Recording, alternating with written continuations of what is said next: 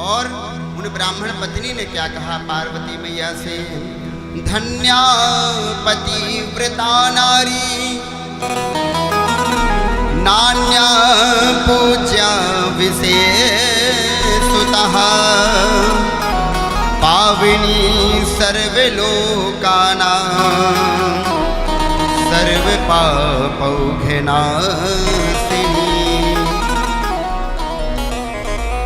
ब्राह्मणी ने कहा, हे पार्वती, जगत में वह नारी धन्य है जो पतिव्रता है।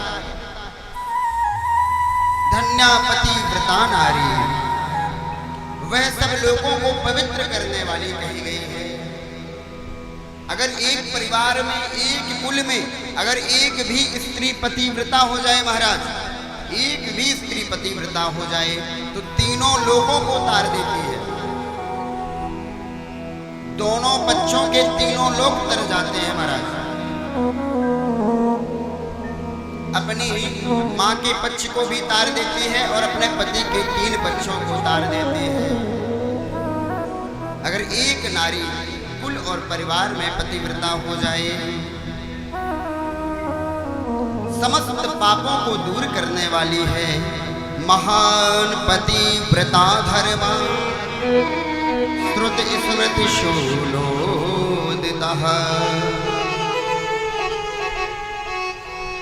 पतिव्रता माताओं का धर्म महान है। सूत जी कहते हैं, हे ऋषियों, बड़े ध्यान से सुनो, जिसका वर्णन श्रुतियों और स्मृतियों में भरा हुआ है। निश्चय ही पतिव्रत धर्म का पालन करने वाली स्त्री परम पवित्र होती है, इसमें कोई भी संदेह नहीं है। और उससे श्रेष्ठ इस जगत में कोई हो ही नहीं सकता महाराज।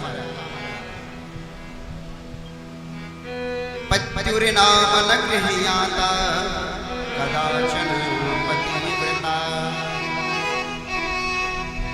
पतिव्रता नारी को कभी अपने पति का नाम नहीं लेना चाहिए। शिवपुराण में वर्णित है, पत्युर्नाम न गृह्णाता कदाचन पतिव्रता। अपने पति का नाम लेकर के पत्नी व्रता नारी को नहीं बुलाना चाहिए।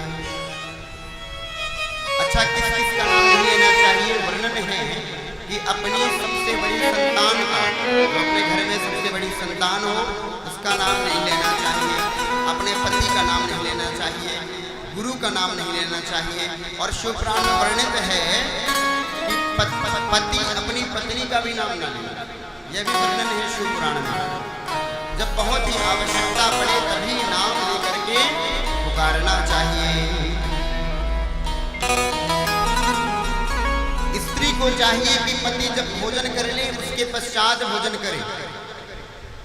पति बैठा हुआ है और पत्नी भोजन कर रही है, यह पतिव्रता स्त्री की पहचान नहीं है महाराज।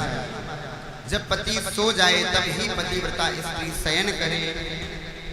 उसके उठने के पहले पतिव्रता स्त्री को उठ जाना चाहिए।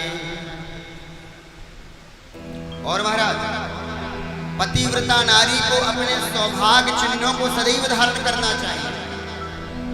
सौभाग्य चिन्ह सदैव धारण करें, जैसे सिंदूर लगाना, बिंदी लगाना। और कभी कभी तो शिवपुराण में वर्णित है कि हल्दी जल में डाल करके स्नान भी करना चाहिए। इस प्रकार अनेक चिन्हों को धारण करके अलंकृत होकर के ही पतिव्रता स्त्री को रहना चाहिए। भरता देवो गुरुर्भरता धर्म तीर्थ व्रतानि च तस्मात् सर्वं परित्यज्य पतिमेकं समर्चये। सूत जी कहते हैं, ऋषिवरों, पतिव्रता नारी के लिए अपने पति का पूजन ही सर्वस्व पूजन कहलाता है। वह अपने पति का मान सम्मान कर ले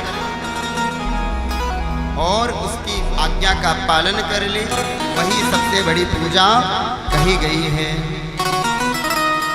सूत जी कहते हैं, हे ऋषिवरों, जो स्त्री अपने पति को त्याग कर कहीं और चली जाती है पति के रहते हुए, तो वह घोर नरकों में वास करती है और जन्म लेने के उपरांत उल्लू बनती है, उल्लू का रूप धारण करती है। इसलिए जब तक जीवन धारण करें पतिव्रता नारी बनकर के ही बिताना चाहिए।